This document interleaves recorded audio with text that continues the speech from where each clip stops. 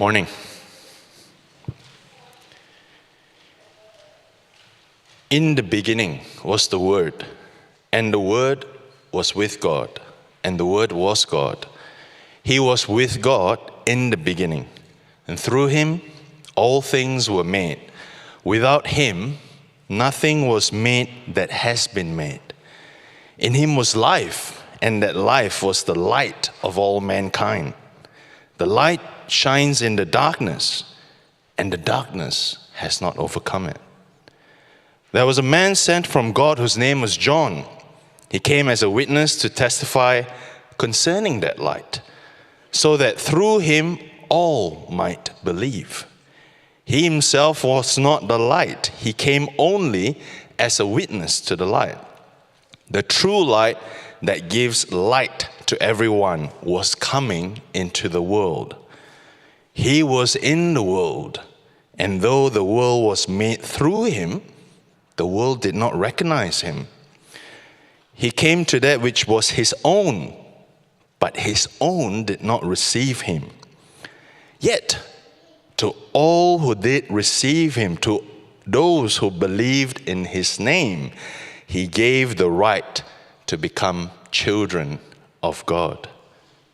Children born not of natural descent, nor of human decision or a husband's will, but born of God. The Word became flesh and made his dwelling among us. We have seen his glory, the glory of the one and only Son, who came from the Father, full of grace and truth. John testified concerning him. He cried out, saying, "This is the one I spoke about when I said, 'He who comes after me has surpassed me, because he was before me.' Out of his fullness we have all received grace in place of grace already given. For the law was given through Moses. Grace and truth came through Jesus Christ.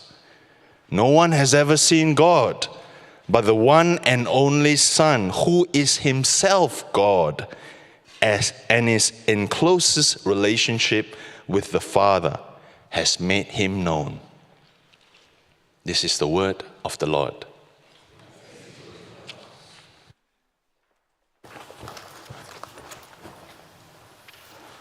Well, thank you for joining us today as we explore how we might make sense of Christianity personally.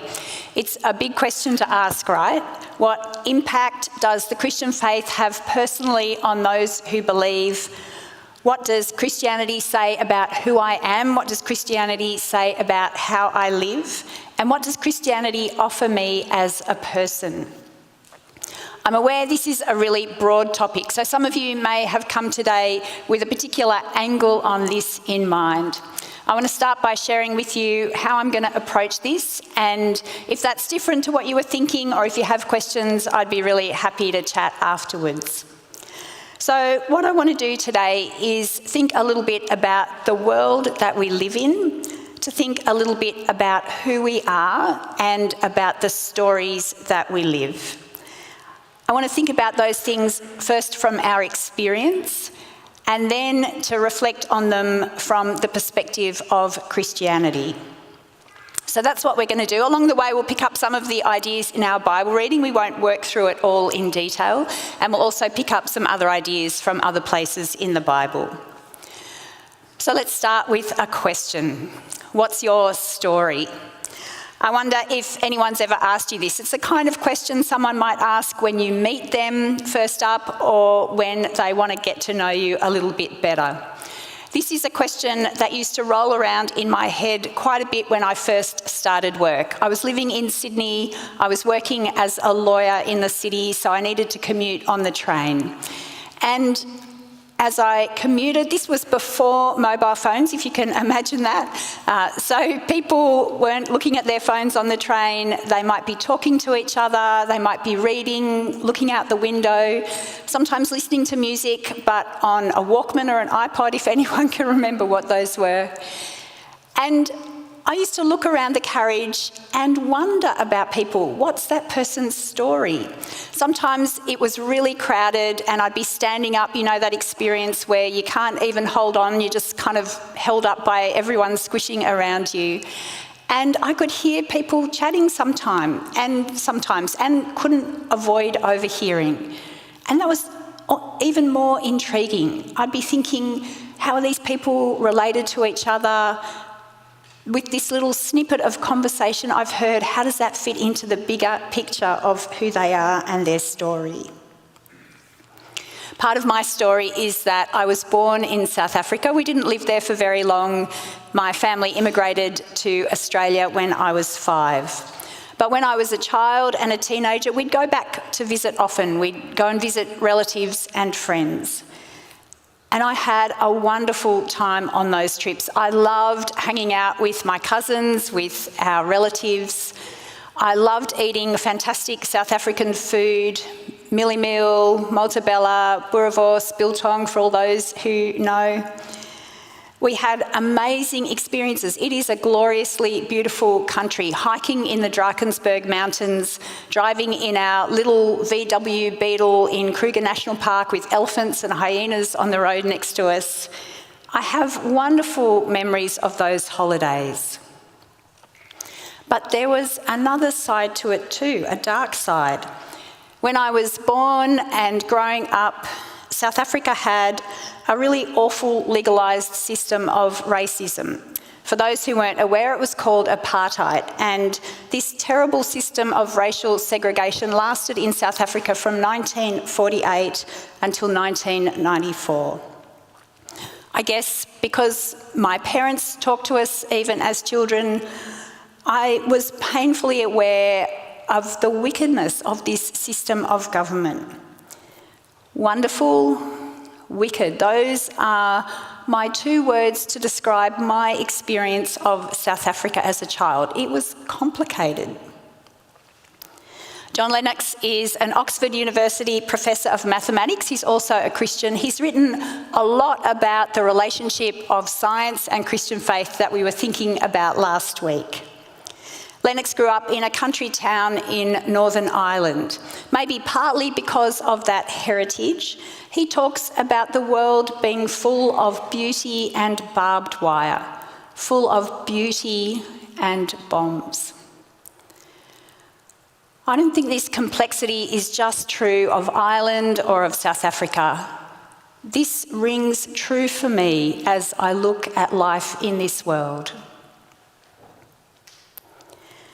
I wonder if you feel that same thing, if you see this as you look around at what's happening in the world, this really complex mix of wonder and wickedness, of beauty and brokenness. As I try and make sense of this complicated mix in the world, the image of light and darkness in our Bible reading really resonates with me. You can have a look at verse 5 on your news sheets if you've got it there. The light shines in the darkness, and the darkness has not overcome it. One of my odd quirks, my husband likes to remind me I have lots of them, but he says he also loves my odd quirks. One of my odd quirks is that I really hate the dark. If I'm at home by myself at night, I turn on every light in the house. So I love the literal truth of this verse, darkness cannot overcome light. But John is actually saying something way more profound than that. As well as so much that is good, there is evil in the world. There's darkness in the world. War, racism, crime, exploitation, corruption, greed, self-interest, abuse, and more. I don't really need to say all the things, do I? We know this deep down. We live in a world where no matter how hard we try, we just cannot seem to get rid of the darkness. I don't think this is just something that we see out there either. This mixed up experience of light and darkness has been part of my life, in the family that I grew up in my family now, in my workplaces, with my friends. I experience moments of joy in life that bring me great delight, and also moments of grief and deep pain. Unless you live in the bubble, I think that's all of our experience, isn't it, of living in this world of beauty and brokenness. Sometimes joy and pain are all mixed up in the same day. Sometimes they're not just moments, but really long seasons. Spoiler alert, which isn't really needed. Good and bad are all mixed up in me too. I can be all in the same day, the most patient person and the most impatient person. I can be kind, but I can also really hurt the people that I love the most. Maybe you relate to that. We heard in our reading that in the beginning God made all things through Jesus. It's an allusion back to the very first chapter of the Bible. There we find a poem celebrating the beginning of the created order. It's not a scientific explanation of how things came about. It's a poem about who began all things, about why we are here. One of the really striking things about this poem is a repetition, a little phrase, God saw it was good. And right at the end of the poem, after the creation of humans, men and women, God saw that it was very good. God created a good world with human beings as the crowning glory of his work. It was very good. But evil came into the world because people rejected God right from the beginning. We hear more about that a few pages over in John chapter 3. Light has come into the world, but people loved darkness instead of light because their deeds were evil. So this darkness isn't just the world we live in, it's about who we are, which is really confronting, isn't it? I think we'd all agree that there are people who do evil in the world, right?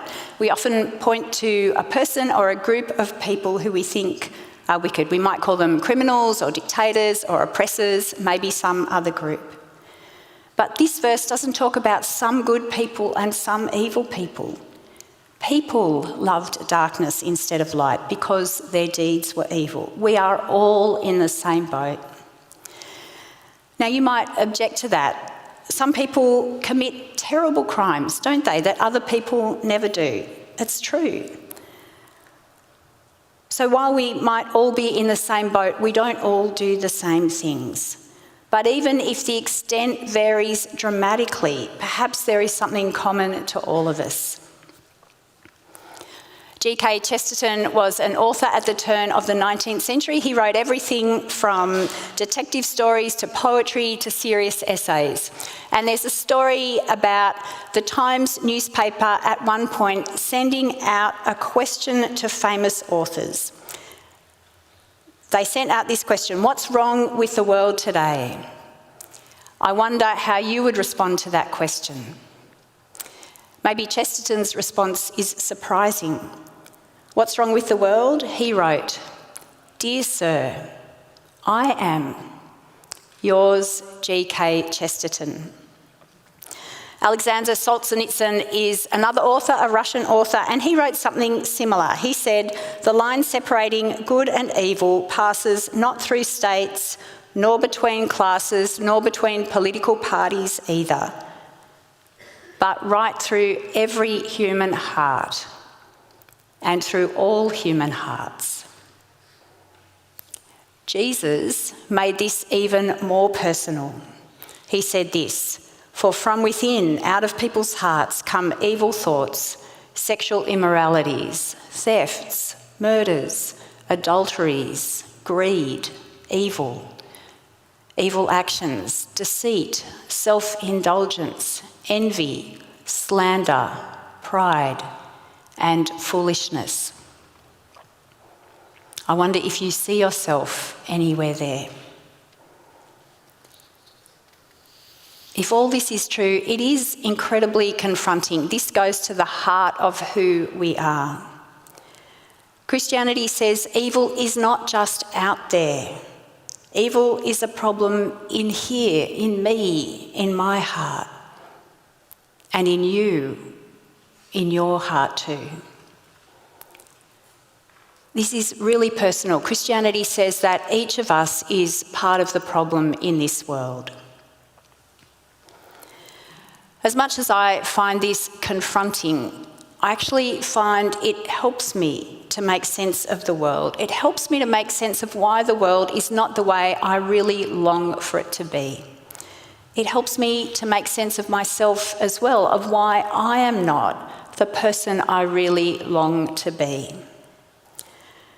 So if darkness is part of the world we live in, if darkness is part of who I am, of who you are, how do we navigate that? What stories do we live to make sense of that reality? One of my heroes is Nelson Mandela. Mandela was born in the Xhosa tribe in South Africa in 1918. I'm reading his autobiography at the moment, Long Walk to Freedom, and it's a really fascinating book to read, partly because his personal story is so deeply entwined with the story of South Africa. If you don't know the history, he was instrumental in bringing an end to apartheid.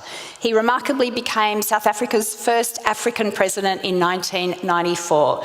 There are so many twists and turns in Mandela's story, including 27 years that he spent in prison.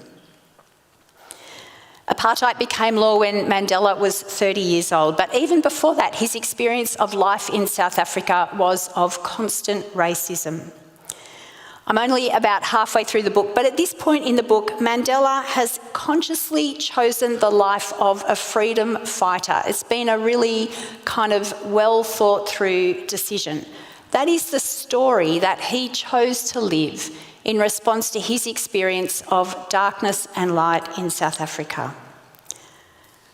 I think Mandela is a really great example of this truth. I think this is true for all of us. The story we believe we are in determines what we think about ourselves and consequently how we live. The story we believe we're in determines what we think about ourselves and how we live. Mandela believed he was in the story of a freedom fighter. That story shaped who he was. It shaped the decisions he made. It shaped what he did. You might not have named as explicitly as Mandela did, but I wonder what story you are choosing to live at the moment. What story are you living in order to navigate the way we experience the world? And how is your story working? One common story people choose, I think, at the moment is to experience as much that is good as we can.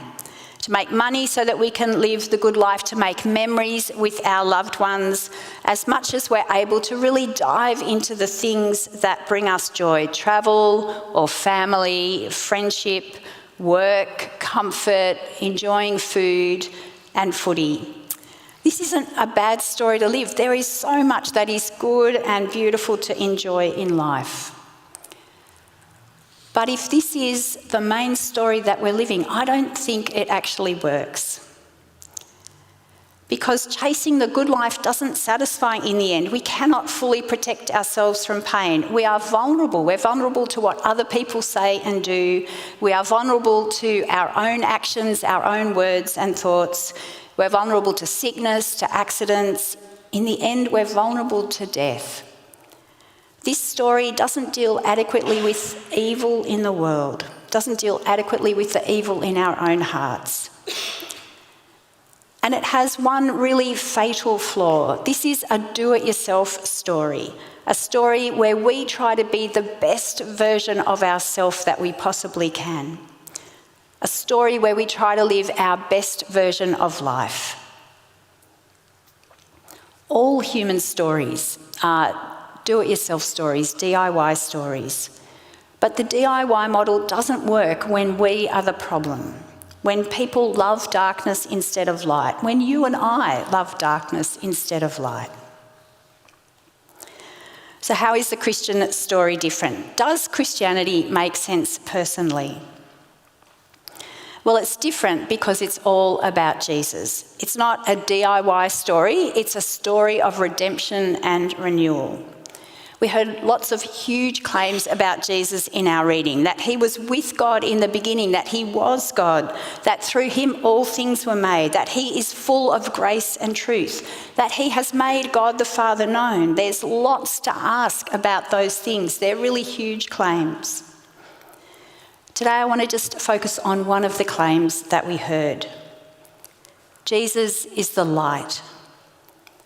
And in verse 9 we read that Jesus, the true light that gives light to everyone, was coming into the world. Jesus is the light who shines in the darkness. In him there is no darkness. We read later in the New Testament, in Jesus there was no sin, there is no sin. That's one of the words the Bible uses for evil. And this makes Jesus different from every one of us. It means the Christian story has something to offer that no other story does. If a do-it-yourself story doesn't work because of the darkness in each of us, then Jesus the light offers something different. He offers a story of redemption. Jesus' life was absolutely extraordinary. You can read about it in the 4 biographies in the Bible, Matthew, Mark, Luke and John. It's well worth reading. He was a teacher, he was a miracle worker, he was a friend of outcasts and sinners, of the vulnerable. He exposed abuse of power, he challenged cultural assumptions. And if Jesus' life was significant, his death was even more so. Jesus was arrested on trumped-up charges. He was silent before his accusers. Finally, he was crucified on a Roman cross on a hill outside Jerusalem. Jesus looked like the victim of political expediency. But we've heard, haven't we? Jesus is the light who shines in the darkness, and the darkness has not overcome that light. Death did not overcome Jesus. Rather, because he loves us, the light of the world willingly gave himself up to death for us, for our darkness. But because there was no darkness in him, in his death he defeated death and darkness and was raised back to life. All of this so that we might have life in him, that we might live in his light. Jesus' story is a redemption story, not for him, but for us. By his death and resurrection, Jesus offers a way out of the darkness. And he does that by offering us a new identity, a new story, and a new world. We're going to think about each of those in turn. As I mentioned, Nelson Mandela's story had all sorts of twists and turns, including some real shifts in his identity that changed his story. He took on this identity and story of a freedom fighter pretty early on, as I said. He had the identity of prisoner imposed on him for 27 years. He won the identity of President of South Africa. With that came elder statesman and international figurehead. Each of those new identities really transformed the way that Nelson Mandela lived at the time. They shaped who he was, they shaped how he lived. In an even more profound way, Jesus offers each of us a new identity that brings with it a new life story. In our Bible reading, we heard that those who believe in Jesus are given the right to become children of God. And in the letter to the Ephesians, a little bit later in the Bible, God says this to people who've believed in the name of Jesus. You were once darkness, but now you are light in the Lord. Live as children of light. Jesus offers a new identity as children of God, as children of light. Even more dramatic than the changes in Nelson Mandela's identity. For those who believe in Jesus, there is a complete transformation of identity. Darkness and light are complete opposites. Believing in Jesus offers this new identity as children of light. All of the inadequacy of a DIY approach to personal change is overcome by this ultimate makeover that Jesus offers.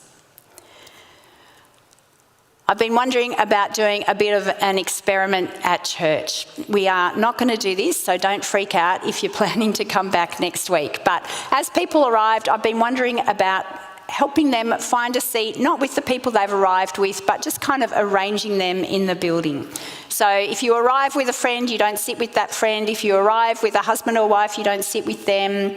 If you arrive by yourself, you're probably in better shape, right? You can sit where you like. But children arriving with their parents don't sit with their parents. That could be pretty fun, right? And then I'd love to invite someone who's never been here to St Jude's to come to see if they could pick the families, to pick the family resemblances. How do you reckon they'd go? I reckon there are some kids here who look a lot like their parents. And even more if you could chat with them a bit, if you could see some of their mannerisms. I reckon we could do pretty well gathering families just from looking at how they look and listening and watching how they behave.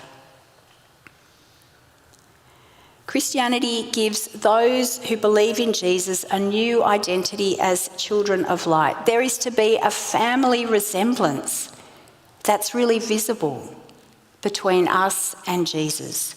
People should see Jesus in the way that Christians live. And so with this new identity comes a new story. We hear it again in Ephesians. Live as children of light, for the fruit of the light consists in all goodness, righteousness and truth. And find out what pleases the Lord. Have nothing to do with the fruitless deeds of darkness, but rather expose them. Christian faith gives us a life story that deals decisively with the evil in the world, that deals decisively with the evil in our hearts. And it gives us a script to follow in our lives. Living the story of Jesus is all about living what is good and right and true. It's about living towards others the sacrificial love Jesus showed us in his death on the cross. It's about living that story with other people who are Christians. It's about living this story with the help of God's Holy Spirit who brings change in our lives. And it's about living this story every single day, wherever we are, whoever we are with. Maybe though you have questions about how this looks in practice, because it is no secret that Christians and the church don't always behave well. We don't always live this life story of Jesus. Too often we go off script and we lose the plot. The history of the church isn't for the faint-hearted. At times it's included violent crusades, inquisitions, cruel witch hunts, the oppression of women, unspeakable child abuse, reprehensible corruption among church leaders. This history can seem as dark as you could get, light years away from the fruit of light that comes from Jesus. This is something for Christians to grieve over, to repent of, to make change. But it's also true that much that is good and true and beautiful has been done by Christians. The origins of Western values like human rights, charity, humility, non-violence go back to the influence of Jesus. One book summarises this tension by saying the church is both better and worse than you could ever imagine. And my experience is there are lots of Christian people living beautiful lives of humility and love and service. Those aren't stories that we hear about on social media. It's true that God does give Christians a new identity when we believe in Jesus, but we still live in this world of darkness. And so there's a constant tug of war, a constant tug back to our old identity. And just like we change our clothes every day, hopefully, the Bible urges us to put off our old identity every day, to put on the new identity that Jesus offers us every day. And a really unique thing about the script of the Christian life is that it includes confessing our sin. It includes asking forgiveness from Jesus, who had no sin. And it includes allowing God to keep changing us so we grow more and more as children of light. Jesus offers us a new identity. He offers us a new story, and he offers us a new world. When it comes to movies and novels, I have to say I am a fan of happy endings. When I'm reading a novel, I will often skip to read the end, just so I'm not surprised by something I'm not going to be happy about. But even I will admit, sometimes a happy ending can seem really contrived. It can seem really schmaltzy. The Christian story offers a new world. It's not just a happy ending that seems a bit unbelievable. This is a good ending. It is an ending where all is put right. It's an ending where justice is done, where darkness and evil is vanquished. This ending is possible because of Jesus' death on the cross and his resurrection to new life. And this new world will one day be experienced in all its fullness when Jesus returns. In this ending, Christian faith offers a unique hope for the future. Revelation is the final book of the Bible, and we have a picture there of this new world. It's pictured as a city. It doesn't need the sun or the moon to give it light, because the glory of God and the Lamb, Jesus, is its lamp. The nations will walk by its light. The kings of the earth will bring their splendour into it. This city will be filled with the light of Jesus. There is no night there. There is no darkness at all in this new city. It will be full of all that is good and right and true and beautiful. Life there will be the final chapter of the Christian story. This future has begun in the resurrection of Jesus from the dead. It's a future that promises life after death for all who believe in Jesus. It's a future that calls the church now to live the beginnings of that new world by living the life story of Jesus. I want to finish with some questions. What story are you living now? And is that story working? Does it provide you with meaning and purpose? Does it equip you with what you need to cope when things go wrong and you lose the plot? Does your story give you a sense of fulfillment? Is there a satisfying end to your story?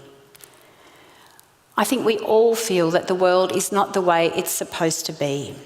And I think in our better moments we know we fall short of our own standards for ourselves too. Does the story you're living provide you with resources not just for fixing the world, but for dealing with your own failings? For me, the Christian story of darkness and light helps me to make sense of the world. It helps me understand myself. I am so relieved that I'm not trying to live a DIY story, because I know I don't have the strength to deal with my own failings. Knowing that I'm loved by Jesus, knowing that he has made a way out of the darkness, stops me despairing about myself. I don't have to wonder who I am. I don't have to find myself. I know who I am. I'm a child of God, a child of light. And I'm thankful for the story that I'm living as a child of light, for the script that Jesus has given me, the script of light and love and all that is good and right and true. I'm thankful for the way this script shapes my decisions. I know I sometimes go off script, but I also know that Jesus offers forgiveness whenever I confess my sin to him. I find real purpose and meaning and significance in living Jesus' story, living the story of the God who is light, who made all things and who will one day make everything right. I love knowing the end of the story, knowing that this is better than any happy ending I could ever write. The future I have in God's world gives me confident hope. It is hope grounded in the resurrection of Jesus from the dead. It is hope of a world where there is no darkness, where there is no death or mourning or crying or pain. It's hope of a world where justice has been perfectly done, a world where all will be well. I think it's a world all of us long for. All of this is how Christianity makes sense to me personally. Our Bible reading showed us two responses to Jesus the light. Some people didn't receive Jesus, they kept living their DIY stories. Others did receive him by believing in his name. A little bit later in John, Jesus said, "I have come into the world as a light so that no one who believes in me should stay in darkness." What a beautiful invitation. It's an invitation to escape the darkness, to live, to be children of light, to live the story Jesus gives us as children of light while we wait for his new creation to come. We're going to take some time to reflect now. We're going to do that as we sing and pray. And then Josh will give us a little bit of time to respond to this invitation of Jesus. This next song that we'll sing is a declaration of who we are if we believe in Jesus. So please stand if you're able to. Feel free to sing or to listen along.